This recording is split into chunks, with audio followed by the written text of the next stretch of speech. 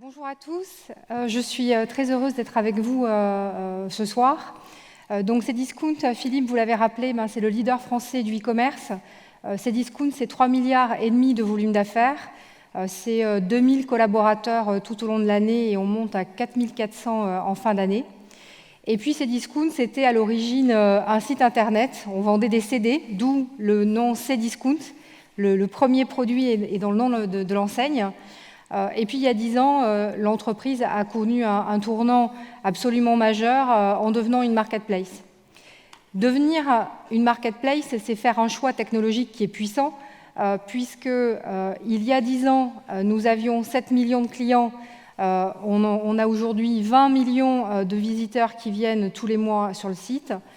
Nous avions, et ça va parler à certains d'entre vous, 80 ingénieurs informaticiens, on en a 800 aujourd'hui.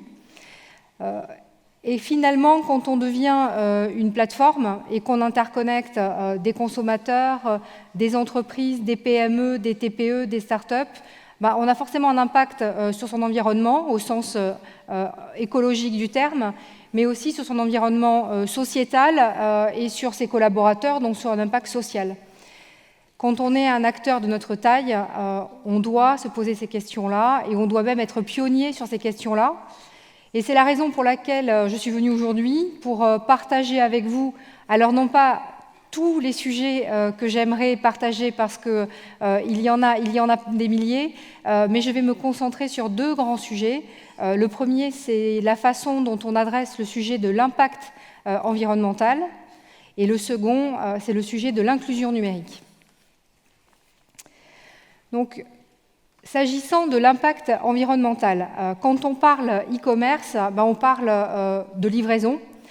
Et finalement, le e-commerce, qu'est-ce que ça a de différent avec la distribution classique ? Eh bien, c'est qu'on a un maillon de livraison supplémentaire entre nos entrepôts et le lieu de livraison du client, son domicile, un point retrait.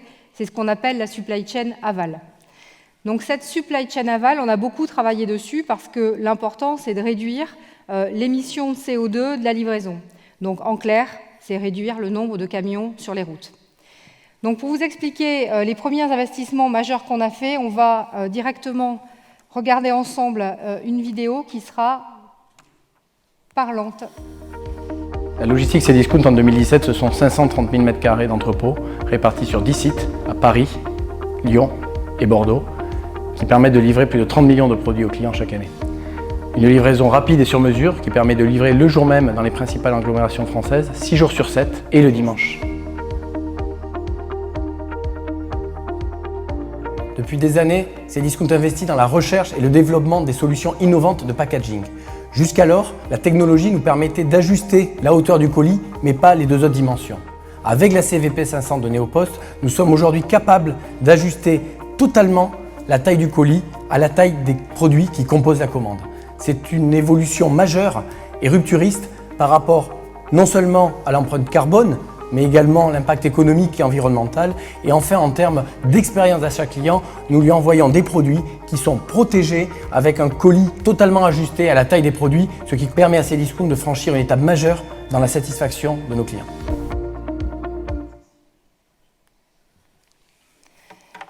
Donc la CVP 500 de Neopost, alors Neopost c'est un partenaire industriel qui est absolument majeur pour nous. Ça fait 5 ans qu'on s'est engagé dans cette démarche-là. La première innovation de Neopost, c'était une machine à emballage 2D, donc on résolvait une partie du problème. Et puis depuis 2 ans, Neopost a créé l'emballage 3D. Nous avons été les premiers à investir dans ces machines. Et nous sommes en train, dans nos entrepôts, de tester la dernière génération de machines à emballage 3D. Alors concrètement, on chasse le vide dans les colis, donc on remplit plus de camions, donc on met moins de camions sur les routes. Alors pourquoi ça marche bien ? Ça marche bien parce que concrètement, on a du résultat. Quand on dit qu'on a moins de 30% de camions sur les routes, c'est un résultat mesurable, tangible. C'est un investissement important et d'ici la fin de l'année, 30% de nos colis environ seront emballés de manière optimisée. Mais pourquoi ça marche aussi ? Ça marche aussi parce que la perception client est excellente. Le client qui reçoit un colis, un produit chez lui, qui se balade dans le colis, c'est pas très satisfaisant. Il se pose la question du traitement de son produit. Est-ce qu'il n'a pas été secoué, abîmé, cassé ? on apporte une solution qui est une solution qui est aussi orientée client. Et lorsqu'on arrive à aligner un intérêt d'entreprise, un intérêt client et un impact environnemental positif, on a des résultats, mais on a des résultats durables. Et la preuve, après la 2D, on a investi dans la 3D, après une machine, on en a acheté 2, et bientôt on en aura 5. Ça, c'est un exemple important pour dire que, d'abord, la tech, c'est des leviers d'innovation, c'est des leviers de solutions pour que nous, entreprises du numérique et en particulier entreprises du e-commerce, nous limitions, nous réduisions notre impact écologique.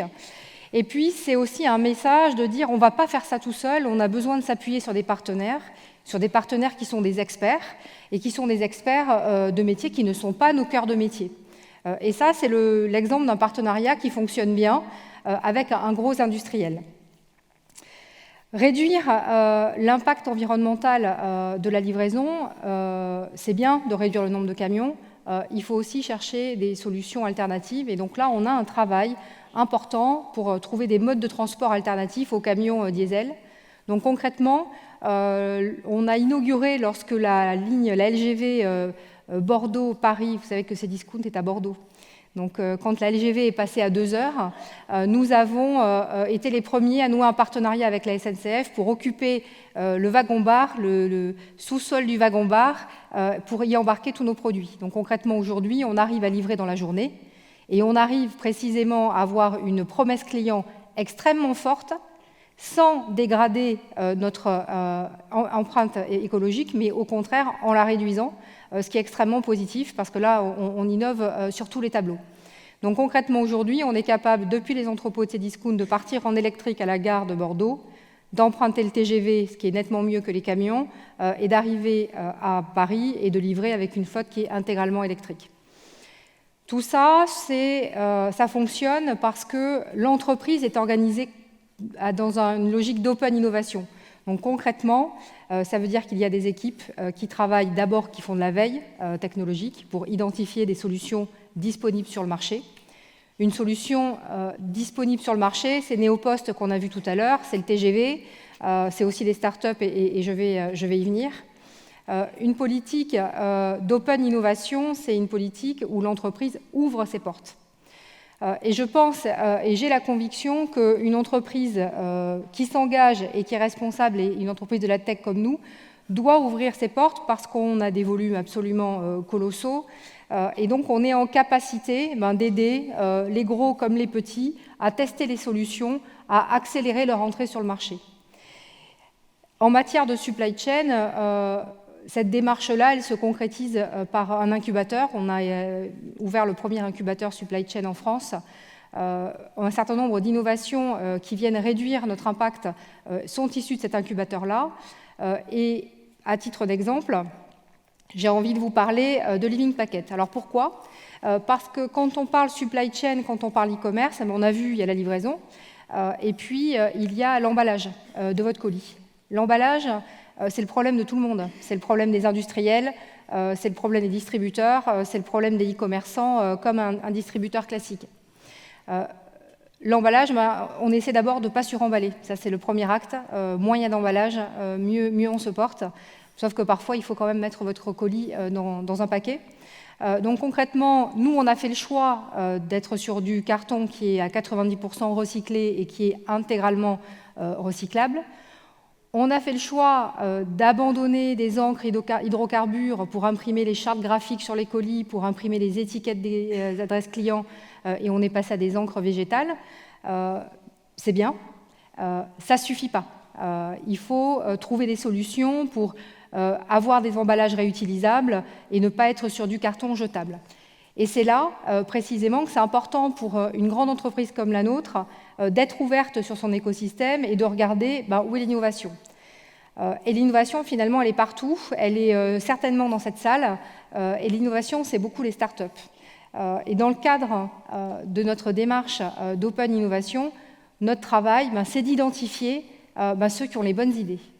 Donc on a concrètement une équipe qui est entièrement dédiée à ça, qui identifie les startups, qui screen les startups, qui va challenger l'idée, et qui va présenter à des directions dans l'entreprise selon la thématique telle ou telle start-up qui peut apporter une innovation, soit pour nous permettre d'être plus performants, soit, et on espère, nous permettre d'être plus vertueux dans nos pratiques.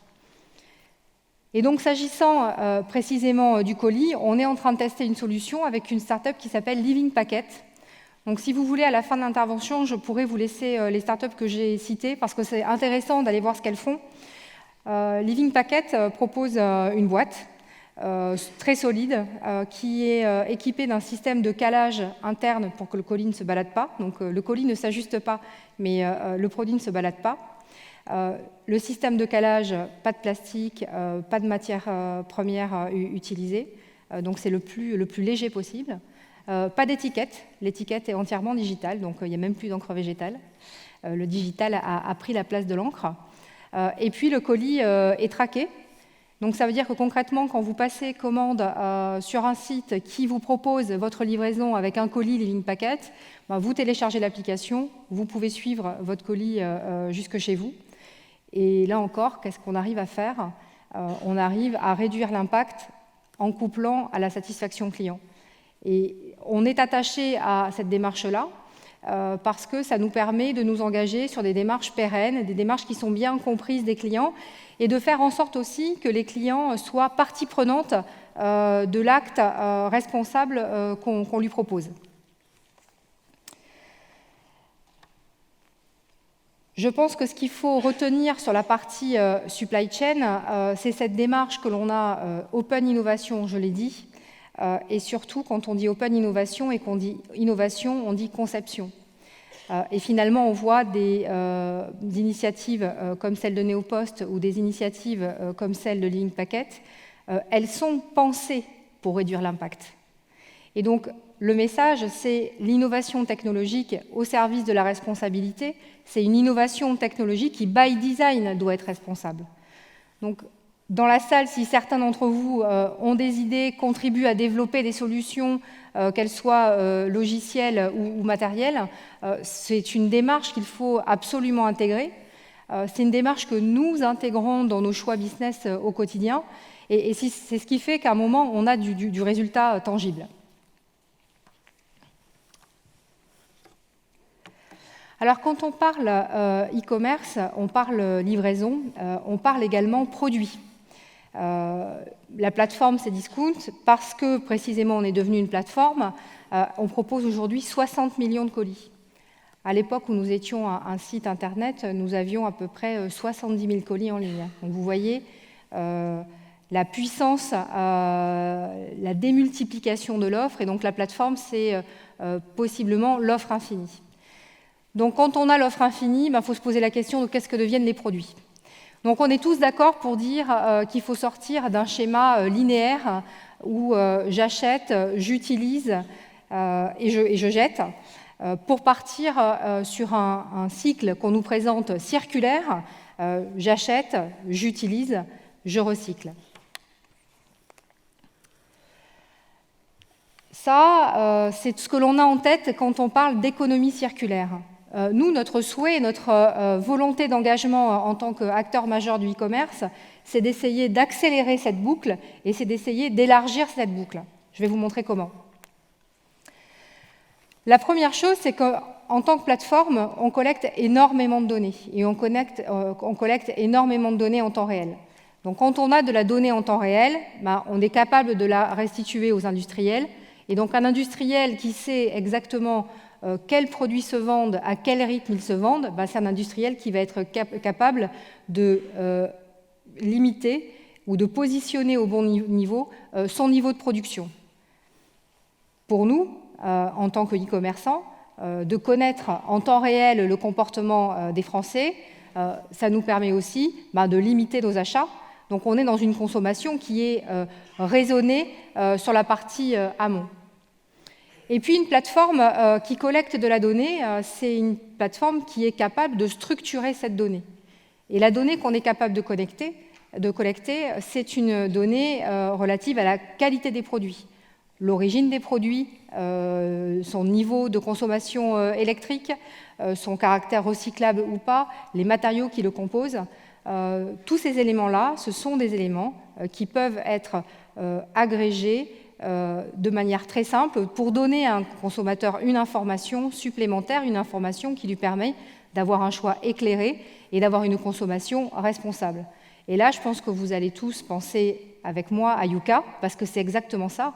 Yuka, c'est une plateforme de données, et Yuka arrive à agréger des données extrêmement variées, extrêmement nombreuses de la part d'industriels, et de les traduire dans quelque chose d'extrêmement simple pour nous tous, avec un scoring de A à E, et on sait si le yaourt que l'on achète va être bon pour la santé ou s'il faut en manger qu'un et pas deux. C'est le vrai usage positif qu'on peut faire des données de produits, et ça, les plateformes sont là pour ça. On n'est qu'au début, parce que cette démarche de transparence, cette démarche d'information des clients, c'est une démarche qui doit se co-construire avec les industriels, et les industriels sont de plus en plus nombreux à vouloir collaborer avec les plateformes pour précisément mieux communiquer sur leurs produits. Ça contraint ces mêmes industriels, puisque l'information existe et commence à se diffuser de manière assez massive, à penser correctement leurs produits, et donc à généraliser, ou en tout cas à développer davantage l'éco-conception des produits. Ça, c'est important, parce que finalement, une plateforme, elle peut faire des choses directement, Yuka, et elle peut avoir un effet par son pouvoir d'influence. Et ça, c'est l'éco-conception. Et puis, une plateforme, c'est une plateforme toujours de données. Ça peut être aussi, et s'agissant du e-commerce surtout, une plateforme d'échange. Les plateformes d'échange, vous en connaissez tous. Des plateformes C2C comme Le Bon Coin, des plateformes B2C comme Cdiscount, par exemple. Le Bon Coin a un succès absolument incontestable. Ils ont à peu près 30 millions de visiteurs différents chaque mois sur le site. Et je pense que dans la salle aujourd'hui, à peu près tout le monde a mis au moins une fois dans sa vie un produit sur Le Bon Coin.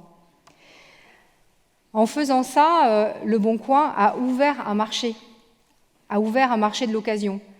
Là où on avait parfois une démarche isolée, pas vraiment organisée, pas du tout généralisée de vendre un produit qu'on avait chez soi, Le Bon Coin a fait que la vente de nos produits d'occasion est devenue un réflexe. Ça veut dire que Le Bon Coin a permis d'élargir cette boucle virtueuse circulaire en ajoutant un nouvel utilisateur. On n'a plus uniquement l'utilisateur 1 qui achetait et qui jetait. Maintenant, on a un utilisateur 2 qui vient profiter de ce produit d'occasion. Et puis le produit d'occasion, ça marche tellement bien qu'il y a d'autres plateformes qui se sont spécialisées dans les produits reconditionnés. Là encore, c'est un exemple de ce que la tech peut faire en faveur de la deuxième vie des produits. On a de notre côté alors une offre de produits reconditionnés évidemment, et puis on s'est aussi beaucoup interrogé sur le sort des produits que l'on récupère chez nos clients. On récupère une quantité importante de produits, vous le savez, soit parce que les clients nous demandent de les reprendre, soit parce qu'on propose, dans certains cas, de récupérer des produits usagés. Alors ces produits-là, on pourrait les mettre en filière directement de recyclage, de destruction, démantèlement. Ce n'est pas le choix qu'on a fait. Le choix qu'on a fait, c'est de nouer un partenariat avec Envie. Alors je ne sais pas si vous connaissez Envie. Envie, c'est une entreprise sociale et solidaire, donc c'est un statut particulier. Le rôle d'Envie, c'est d'aider des personnes qui sont éloignées de l'emploi, de les amener et de les former sur un métier, en l'occurrence les métiers du SAV. Et donc Envie récupère les produits usagés chez Cdiscount. Donc quotidiennement, on a un camion Envie qui vient récupérer les produits usagés de nos clients. Les collaborateurs en formation chez Envie remettent les produits en état, et ces produits sont revendus dans le circuit, dans les magasins solidaires d'Envie. Ça, c'est une question d'engagement. Vous allez me dire, mais c'est pas Tech for Good, Envie. En fait, si, c'est Tech for Good. Parce que Tech for Good, c'est Une entreprise de la tech qui conçoit qu'elle a un impact et qui se demande comment elle peut réduire cet impact et qui se demande comment elle peut contribuer positivement. Et le choix d'Envie, il répond à ces deux préoccupations qui sont les nôtres, diminuer l'impact et contribuer. Et le fait qu'Envie ait un projet d'inclusion par l'emploi a été absolument décisif dans le choix de travailler avec eux. Ça fait 10 ans qu'on travaille avec eux. Envie, finalement, propose une économie, tout comme Le Bon Coin, qui va être une économie locale. Donc là où on peut penser que les plateformes sont un peu hors sol, que ce sont des échanges à distance, finalement, la plateforme est souvent génératrice d'une autre économie, qui est une économie locale et qui est une économie qui n'est pas délocalisable. Et puis, quand on a vu chez Cdiscount le succès du Bon Coin, on s'est dit, mais il y a quelque chose à faire parce qu'en fait, il y a beaucoup de gens qui vendent leurs produits et puis il y a aussi des gens qui les donnent. Voilà. Sauf que donner, c'est pas facile, encore une fois. Donner, il faut trier, il faut préparer un paquet, il faut l'emmener au secours populaire, il faut trouver à qui le donner. L'usage n'est pas simple, en fait. L'usage du don ne nous est pas simplifié. Et dans le cadre de notre politique d'open innovation et de rencontre de start-up, on a fait la connaissance d'une start-up qui s'appelle Give, G2EV. Alors, je vous invite à télécharger leur application. Give, c'est une plateforme qui permet à des gens comme vous, moi, de mettre en ligne des produits qu'ils ont à donner. La plateforme géolocalise le donneur et diffuse à tous les inscrits sur la plateforme dans un rayon de quelques kilomètres l'offre de produits. Et donc les personnes intéressées peuvent se déplacer chez le donneur, récupérer le produit. C'est une plateforme qui propose une relation qui n'est jamais monétaire. Donc les expériences humaines qui arrivent à travers Give sont souvent de belles expériences où à la fois le donneur et à la fois celui qui reçoit ont une immense satisfaction de part et d'autre. Il n'y a pas d'attente, il y a quand même une belle relation humaine. Et pour essayer de vous faire passer ce message-là, j'ai un message avec moi de Hakim Baka, qui est le fondateur de Give.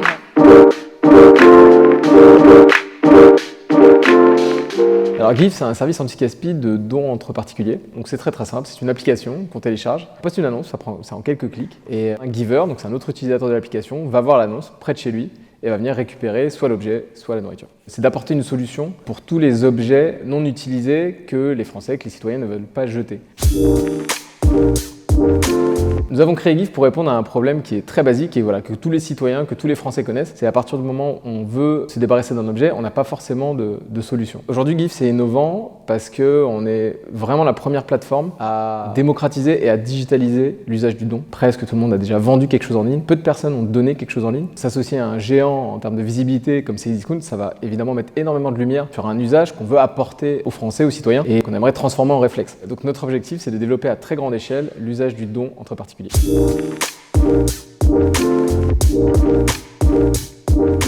On est tous conscients aujourd'hui qu'il y a des enjeux qui sont monumentaux et auxquels on va devoir faire face. On doit apporter notre pierre à l'édifice, on doit agir ensemble.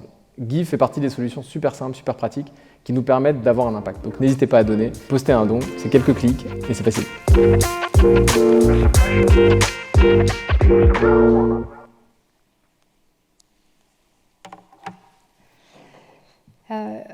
Give à faciliter un usage, c'est-à-dire que vous avez tous ça dans votre poche et vous êtes tous en capacité maintenant de donner facilement. Et la conviction qu'on a, c'est que la tech peut apporter une simplification des usages.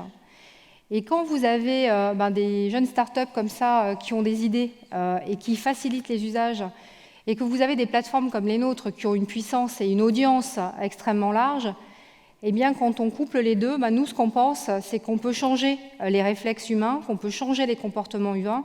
Et j'espère pour Give que Give va être le bon coin de demain et que le don va devenir réflexe chez tout le monde et qu'en faisant ça, on pourra encore une fois trouver une solution pour allonger la durée de vie des produits. On a parlé Impact environnemental, on a parlé livraison, on a parlé produits. On parle beaucoup de quels efforts on doit faire pour réduire notre impact. C'est bien de réduire, il faut aussi contribuer. Et donc, mon sujet maintenant, c'est de partager avec vous comment nous, entreprises de la tech, on peut être plus inclusive. On peut être inclusive avec nos clients, on peut être inclusive avec nos partenaires, et nos partenaires, les plus nombreux, ce sont les vendeurs de la marketplace. Et puis, on peut être inclusif avec des personnes qui soient éloignées de l'emploi, et puis avec les femmes en particulier, qui sont les grandes absentes du monde de la tech. Alors, sur la question du client, on a, vous le savez, je vous l'ai dit, 20 millions de Français qui se connectent sur le site tous les jours.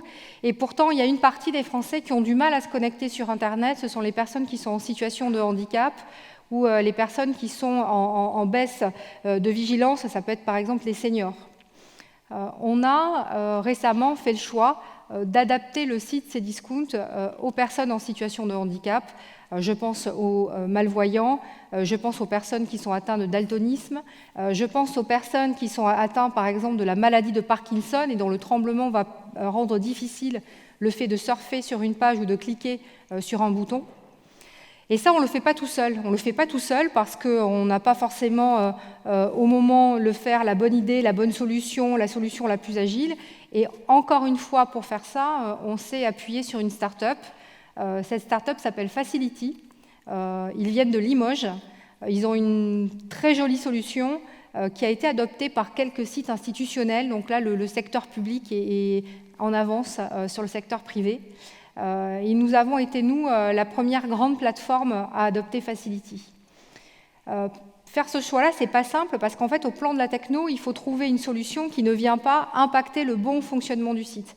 Le site doit continuer à fonctionner pour tous les clients et doit aussi fonctionner de la même manière pour les clients qui sont en situation de handicap pour que chacun ait le même confort et le même plaisir de navigation.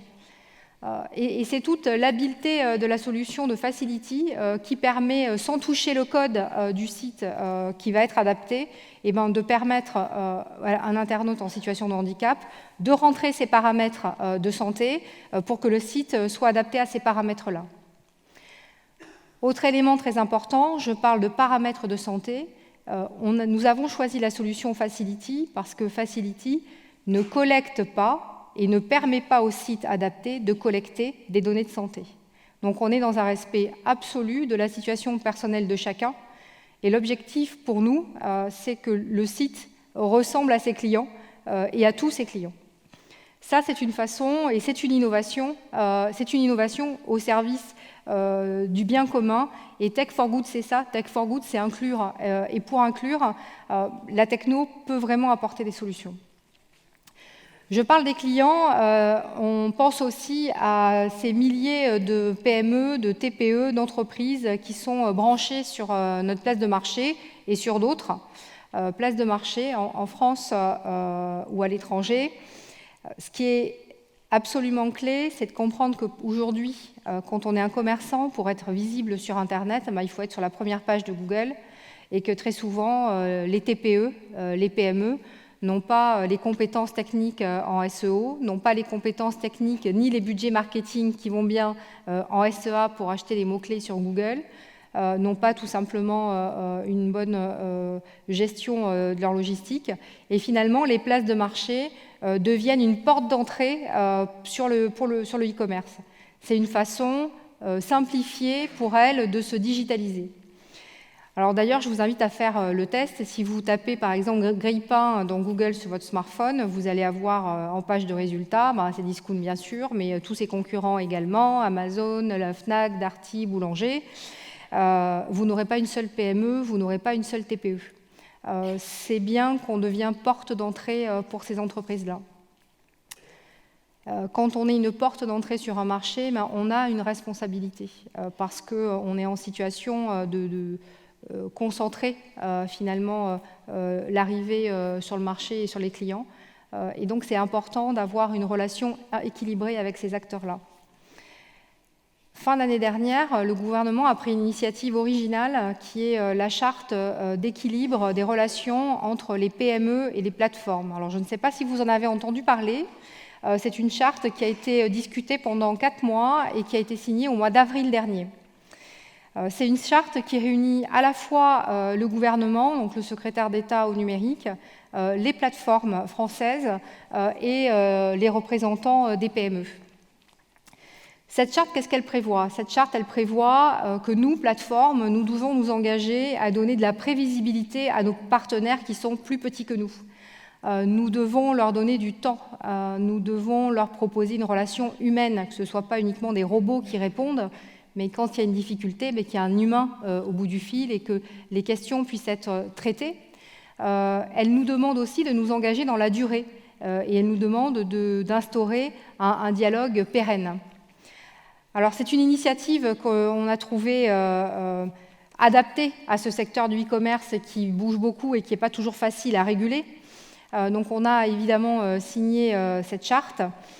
Ce que je veux souligner là, c'est l'intérêt de l'outil et la pertinence de l'outil choisi. On n'est pas parti, en tout cas le gouvernement n'est pas parti sur une réglementation. Il n'est pas non plus parti sur une solution d'autorégulation en disant aux acteurs du secteur privé débrouillez-vous, faites des chartes entre vous et on verra si ça marche. Ils nous ont mis autour de la table avec nous les Français et puis les acteurs globaux, américains, chinois, pour arriver à trouver une solution collective. Donc on déplore évidemment que les Chinois et les Américains n'aient pas signé, mais en tout cas on se félicite que les acteurs français l'aient signé. Donc c'est Discount bien sûr, mais des gens comme La Redoute, des gens comme Boulanger, des gens comme Fnac Darty ont signé cette charte. Et ce qui est très intéressant, c'est qu'on est embarqué dans un dialogue permanent, on est embarqué sur un dialogue qui va amener à la création d'un observatoire des plateformes, observatoire qui va permettre de dire telle plateforme se comporte bien, telle plateforme inclut correctement son partenaire. Et je pense que c'est une idée originale et efficace pour encourager les entreprises à faire. Les sanctions sont parfois utiles, mais la récompense est souvent encore plus utile et encore plus efficace sur le court terme. Donc je pense que cet outil-là, de charte A3, cette relation triangulaire-là, fait qu'on peut espérer avoir des bons résultats sur ces sujets. Et puis enfin, quand on parle d'inclusion, on parle d'inclusion tout simplement sociale.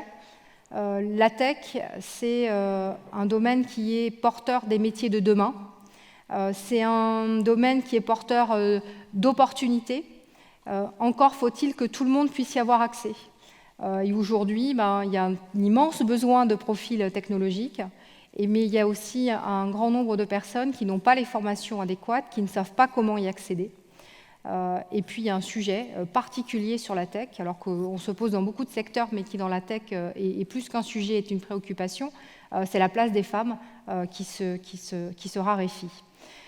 Donc en matière d'inclusion, on a mené une expérimentation l'année dernière, nous avons lancé une masterclass IT. Alors la masterclass IT, qu'est-ce que c'est ? C'est une initiative que nous avons co-construite avec Pôle emploi et une école de développement informatique qui s'appelle l'EPSI. Pôle emploi a sélectionné des personnes éloignées de l'emploi. L'EPSI les a formés pendant 4 mois aux bases du code et ils sont encore en ce moment en formation chez nous pendant 1 an. Donc ils ont un tuteur attitré qui les accompagne. Ils sont en alternance et ils sont formés au métier du développement chez nous. Ce qui est intéressant dans cette démarche-là, c'est que pour choisir les personnes qui participent à ce programme, Pôle emploi a fonctionné par une méthode, non pas en regardant le CV, parce que par définition le CV n'était pas adéquat, mais en regardant les qualités, ce qu'on appelle les soft skills, les qualités des personnes. Est-ce que la personne est créative? Est-ce que la personne va savoir travailler en équipe? Quels sont ses réflexes d'échange? Et c'est à partir de ça, en se disant de quoi on a besoin quand on travaille dans la tech, qu'on a sélectionné les bons profils. Et ce sont des profils qu'on arrive à former et qu'on arrive à amener vers des métiers. Le bilan qu'on tire aujourd'hui, c'est que c'est bien, cette initiative-là, on est content. On a en plus 25% de femmes, alors quand on sait qu'il y a 10% de femmes qui sortent des écoles de développement, on est content, nous, d'en avoir déjà rentré 25% dès le départ. C'est bien, mais il faut aller plus loin. Et aller plus loin, c'est aller avec les autres. Aller plus loin, c'est que nous pensons que la prochaine promotion de la Masterclass IT, on va la faire avec d'autres entreprises que Cdiscount, pas que nous, pas tout seul. On va la porter à plusieurs parce que le nombre fait qu'on va porter plus de monde, en fait. Et donc, le message que je veux passer, c'est que autant la plateforme démultiplie les opportunités, c'est vraiment un effet dont on a la conviction. Et cet effet de démultiplication, on doit pouvoir nous-mêmes, en travaillant avec nos concurrents, le concrétiser dans nos actions. Ça veut dire décloisonner les entreprises, ça veut dire accepter de travailler avec ses concurrents sur certains sujets, pas sur tous, mais sur celui-là. Je pense que c'est un sujet qui peut réunir tout le monde. Et puis, s'agissant des femmes dans la tech, là, on a un vrai sujet. Alors, je ne sais pas si vous le savez, mais la première développeur informatique était une femme. Elle s'appelle Ada Lovelace et elle a fait son premier programme en 1842. Alors, depuis, de l'eau a coulé sous les ponts. Et si on regarde un peu plus près de nous, il y a 30 ans environ, les femmes qui sortaient des écoles d'ingénieurs informaticiens représentaient à peu près 30% des effectifs. Aujourd'hui, c'est un petit peu plus de 10. Donc, en clair, on a un problème de vivier. J'ai été questionnée il n'y a pas longtemps sur la pertinence de mettre des quotas pour qu'on ait des femmes dans la tech. Alors, j'ai dit, les quotas, ce n'est pas une bonne idée parce qu'on n'a pas le vivier, en fait. Donc, on peut mettre des quotas si elles ne sont pas formées, si elles ne sont pas intéressées. On ne va pas y arriver. Donc, comment on peut y arriver ? Comment on peut y arriver ? Alors nous, on a fait le choix de rémunérer, donc on commence maintenant à rémunérer la cooptation des femmes. On le fait qu'à la DSI et qu'à la data science, nulle part ailleurs dans l'entreprise, mais on va rémunérer des collaborateurs qui vont nous présenter des jeunes femmes avec lesquelles ils ont fait leurs études ou qu'ils ont croisées dans leur carrière, pour nous permettre de féminiser les rangs de la DSI, les rangs de la data science. Ça n'est qu'en prenant des mesures fortes, volontaristes, qu'on arrivera à limiter cet effet de raréfaction des femmes. Pour autant, comme je vous le dis, on n'a pas de vivier, donc ce n'est pas au niveau des entreprises que la solution se situe. Elle se situe bien plus tôt, finalement, au niveau des collèges.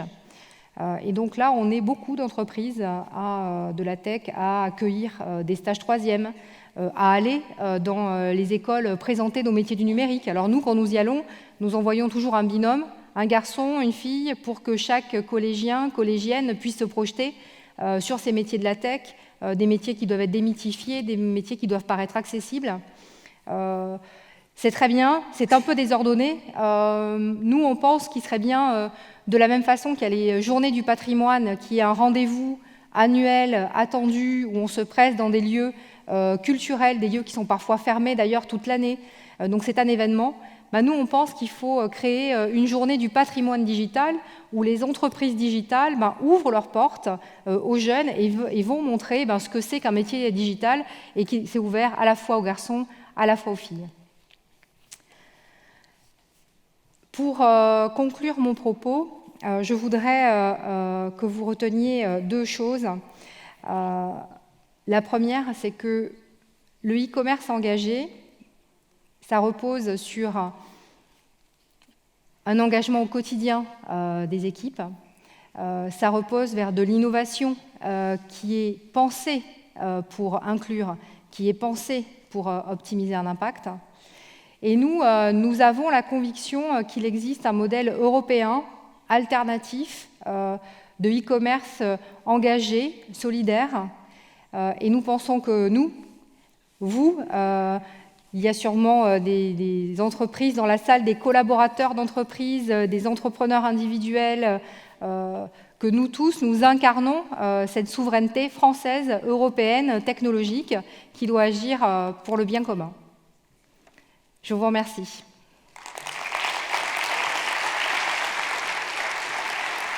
Merci Marie.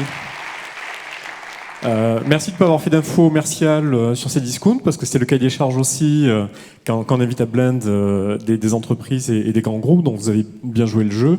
Et on ne va pas vous reprocher d'avoir parlé du For Good, puisque c'était vraiment ce qu'on vous demandait de voir où est-ce que vous mettez le fer et où est-ce que vous essayez de travailler. On a discuté au préalable un petit peu ces jours avant la conférence, en toute transparence, etc. Moi, je ne savais pas ce que vous alliez présenter, je ne savais pas les questions que je vais vous poser. Non. Il y a plein de sujets, évidemment, qui m'intéressent là-dedans. Mais je veux bien rester sur le dernier, du coup, parce que moi, c'est vraiment un sujet... et vous êtes au COMEX, donc vous avez parlé métier, vous avez expliqué plein de choses. Très bien, peut-être des questions qui viendront dessus, mais vous êtes au COMEX, vous avez une vision stratégique de Cdiscount. Cdiscount est un acteur français, vous êtes au Brésil un petit peu aussi ? Français, et en Europe, européen. Et en Europe. Vous êtes entre le marteau et l'enclume, c'était le sujet d'avant, grosso modo. On a d'un côté l'Internet américain qui aujourd'hui est le nôtre. On peut dire qu'on a inventé l'Internet, etc. Peut-être, mais à la fin, c'est l'Internet américain aujourd'hui. On a une menace ou pas d'un Internet chinois qui est peut-être plus subtil que juste Alibaba en Europe, mais il va se passer des choses dans les stratégies d'investissement qu'ils ont, etc. L'Europe est au milieu. Mon discours, c'est l'Europe, c'est le deuxième marché sur la planète, plus de 500 millions de personnes. Les Américains sont le troisième marché sur la planète. Ils aiment nous le faire oublier.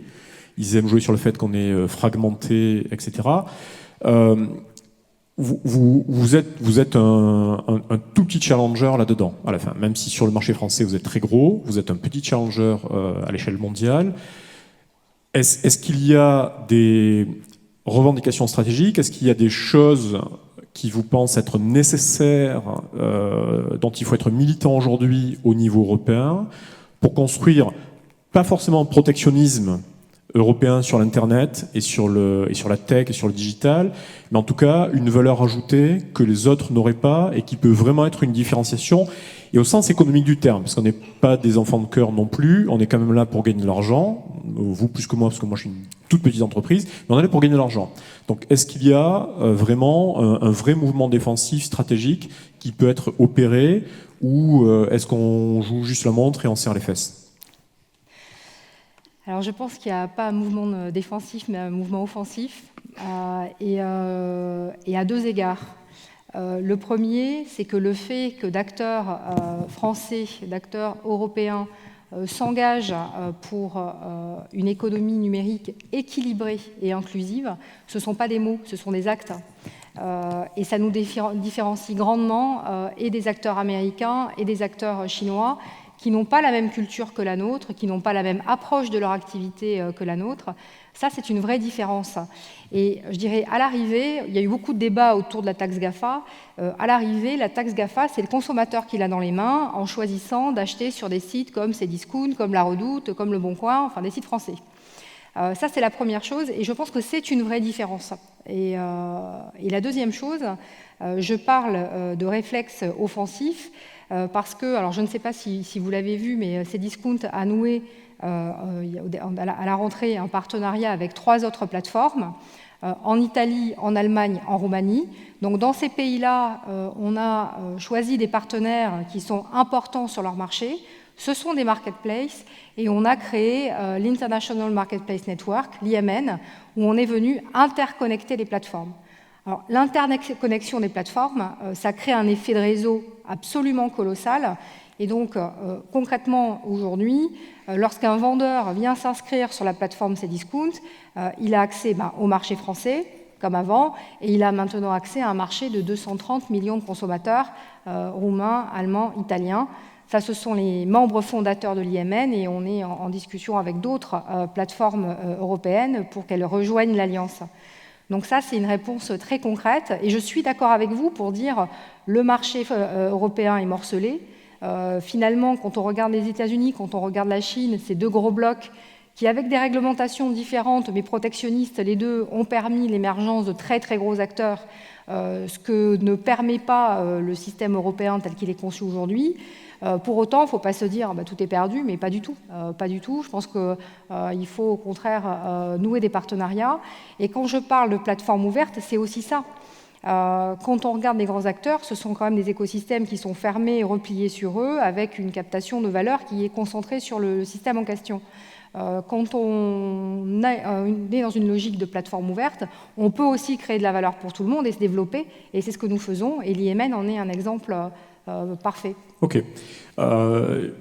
Ça pose du coup la question de de la data. Et vous en parlez, vous en parlez vous-même. Parce que ça veut dire aussi que si on part avec vous dans cette logique, et on vous fait confiance là-dessus, vous vous mettez vous aussi à agréger de la data. Bon, du coup, depuis 2008, on a commencé à voir un petit peu ce qui se passait.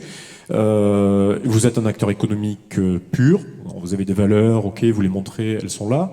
Mais on a assez peu de garanties aujourd'hui. Alors on a un peu parlé de notre commissaire européenne à la concurrence, Margaret, qui est une dame de fer du sujet et qui a beaucoup de valeur, mais enfin elle est un peu seule aujourd'hui à l'Europe. Aujourd'hui, en termes de data, qu'est-ce qui va se passer? Il y a aussi le sujet, vous avez parlé de Yuka, enfin on voit aussi les acteurs de la grande distribution essayer de faire leur Yuka eux pour un peu contrôler ce qui se passe et avoir des choses à dire.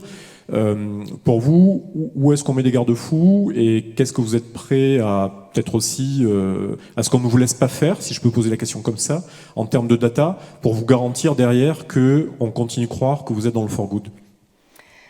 Alors, pour montrer à nos clients qu'on est dans le for good, lorsque le RGPD est entré en vigueur, donc ce règlement européen qui, vous en avez peut-être parlé aujourd'hui, qui réglemente l'utilisation des données en Europe, nous sommes allés voir la CNIL pour qu'elle regarde nos pratiques et elle nous a décerné un label gouvernance. Alors, concrètement, aujourd'hui, on est le seul e-commerçant en France à avoir un label CNIL gouvernance. Voilà. Ça, c'est un engagement. C'est un engagement fort parce que quand on fait ça, on met une organisation sous contrainte. Donc on est content quand on a le label, mais avoir le label, il faut aussi le garder. Donc ça veut dire que concrètement, l'entreprise se met elle-même sur des contraintes fortes pour que les régulateurs ne retirent pas le label en question. Donc ça, concrètement, voilà comment on peut faire. Après, quand vous me dites qu'est-ce qu'on fait avec la data? Alors la data, aujourd'hui, elle est réglementée en Europe par le RGPD. Le RGPD, c'est un texte qui a deux vocations. On connaît très bien la première, on oublie souvent la seconde. Donc la première, c'est protéger l'utilisation des données des citoyens. La deuxième, c'est de permettre à tous les acteurs du e-commerce et de l'économie en général, mais pour ce qui nous intéresse du e-commerce, de jouer sur un terrain de jeu égal, ce qu'on appelle le level playing field, qu'on ait tous les mêmes règles. Et aujourd'hui, le RGPD remplit sa première fonction. Alors c'est le début, on se pose des questions, certains acteurs se sont fait attraper, mais je dirais la feuille de route est bien là et le cahier des charges est clair. En revanche, sur la deuxième fonction de proposer un terrain de jeu égal pour tous les opérateurs économiques, là on n'y est pas du tout. On n'y est pas du tout parce que les régulateurs nationaux prennent des interprétations qui font que quand vous êtes un acteur français comme Cdiscount, vous n'avez pas les mêmes règles que certains acteurs qui sont soit pas du tout en Europe et qui pourtant proposent leur commerce en ligne à nos consommateurs, soit sont dans d'autres pays européens comme le Luxembourg par exemple et qui bénéficient de règles beaucoup plus souples. Donc si je suis très très concrète, par exemple, quand vous commandez en ligne sur votre smartphone, aujourd'hui le smartphone chez Cdiscount c'est 60% du trafic. Il y a 5 ans on ne regardait pas le smartphone, il y a 5 ans on regardait les trafics sur le PC. Aujourd'hui c'est 60% du trafic, c'est 50% du chiffre d'affaires. Je vous ai parlé ce soir de faciliter l'usage. Le smartphone c'est quelque chose qui doit rendre le numérique facile, agréable. Il y a quelque chose qui est très très utile en e-commerce, ça s'appelle le one-click, le paiement en one-click. Ça, concrètement, les acteurs américains, chinois peuvent le faire de manière extrêmement simple. Ce n'est pas le cas des acteurs français. Voilà, donc ça, c'est une différence. Et ça, c'est un grand sujet de comment on fait pour faire évoluer ces règles relatives à la donnée. Dernière question rapide de mon côté, la réponse peut être rapide ou pas. Vous êtes dans le groupe Casino. Oui. Vous êtes un pure player. Oui. Le groupe Casino moins. Oui. C'est honnête oui. de le dire. Est-ce que vous avez, vous-même, vous déléguez pas mal d'innovations à des startups, oui. etc. Est-ce que vous avez un rôle stratégique aujourd'hui pour Casino, qui peut pas du coup un peu plus placide et un peu plus endormi sur ces sujets, pour défricher des choses et pour remonter des actions de leur côté? Donc je sais que vous n'êtes pas Casino. Je pense que non, mais c'est une bonne question parce qu'en fait ça pose aussi la question de quid des grands groupes de distribution traditionnels et du e-commerce. Donc je pense que pour le coup, le groupe Casino a été le premier à voir arriver le e-commerce et la place que le e-commerce pouvait prendre dans la vie quotidienne. Et finalement, ça fait près de 20 ans qu'on sert de gros incubateurs de e-commerce au groupe Casino. Donc c'est pour ça qu'aujourd'hui, le groupe Casino il fait partie comme des groupes les plus digitaux et les plus actifs sur ces sujets-là. Casino est rentré dans le capital de Cdiscount en 2000. Le chiffre d'affaires, c'était 1 million de francs à l'époque. Donc c'était 20% du capital, c'était peu. Et puis 100% du capital depuis à peu près 10 ans. Donc on est plutôt le fer de lance du e-commerce, là où on fait les expérimentations et on essaime aussi dans les autres enseignes. Ok, merci. On prend une ou deux questions rapidement. Bien sûr. Et on a une partie importante qui s'appelle l'apéritif, je vous rappelle, dans pas longtemps. Si on peut avoir un peu de lumière, merci. Si je vois des mains levées, je dirige le micro. On en a une ici. Oui, bonsoir. Tout à l'heure, vous parliez de responsabilité auprès des... Je suis ici. Ok. Pardon. Vous parliez de responsabilité auprès des TPE, PME qui travaillent avec vous. Et moi, j'ai aussi une question. Levez la main qu'on vous voit bien. Voilà, là-bas. Voilà, très bien, merci. J'ai aussi une question concernant votre responsabilité vis-à-vis de vos consommateurs. Parce qu'aujourd'hui, une plateforme l'e-commerce en général a complètement transformé le mode de consommation. Beaucoup de gens sont encore ancrés sur l'instantanéité, l'éphémérité des produits. Et est-ce que vous, aujourd'hui, votre prochaine étape, ou en tout cas, est-ce que c'est déjà quelque chose que vous avez dans votre réflexion, d'éduquer ou en tout cas de sensibiliser vos consommateurs sur les produits que vous vendez? Alors oui. Je veux même rajouter, c'est pas une question que j'avais, si je me permets. Est-ce que vous pouvez décider de mettre une limite en disant, moi je suis en Chine souvent, on peut commander une pomme littéralement. J'ai des gens qui commandent des pommes au bureau et qui se les font livrer en scooter. Pardon, je capitalise sur la question. Oui, et alors d'une part, la réponse est oui, et je pense que c'est même notre devoir en fait, d'informer correctement le consommateur et de mettre en avant les produits les plus vertueux. Donc concrètement, ça vous allez voir arriver, je ne peux pas tout dévoiler, mais vous allez voir arriver des choses sur le site, parce que notre objectif, c'est d'orienter et de pouvoir éclairer le consommateur pour qu'il puisse faire son choix en fait, en connaissance de cause. Et quand je parlais de plateforme de data, ça sert à ça aussi. C'est-à-dire que quand on arrive à construire des référentiels de données structurés grâce aux industriels pour arriver à mieux renseigner le consommateur, c'est ce qui va nous aider demain à avoir concrètement une facette qui va pouvoir guider le consommateur vers le produit le plus vertueux. Oui, c'est des choses qu'on doit faire, bien sûr, et sur lesquelles on travaille. Dernière question, si on a quelque chose ici.